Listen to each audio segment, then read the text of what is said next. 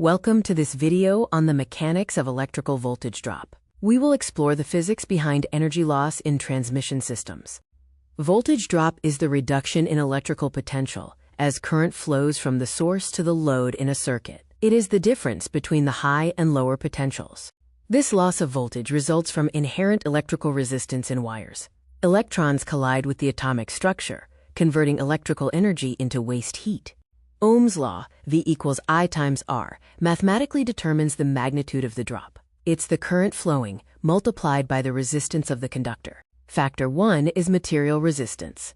Every conductive material has an inherent opposition, or friction, that the current must overcome.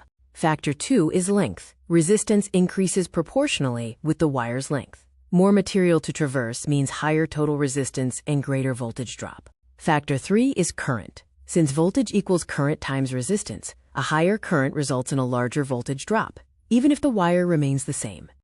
Factor 4 is wire gauge. Thinner wires have higher resistance because they have a smaller cross-sectional area for electron flow. The hydraulic model helps us visualize this. Voltage is like pressure, current is water flow, and resistance is the friction in a narrow hose. A major consequence of voltage drop is performance degradation. If the voltage falls below a required threshold, devices can stall, lights dim, or electronics fail. Another consequence is overheating and safety concerns. The lost energy turns into heat, which can damage insulation, pose fire risks, and reduce energy efficiency. Solution 1 is to increase wire gauge. Thicker wires have a larger cross-sectional area, reducing resistance and thus minimizing voltage drop.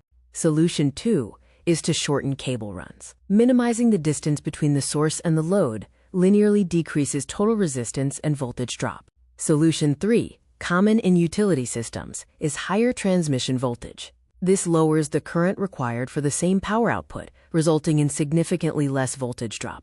Voltage drop is an inevitable tax of transmission.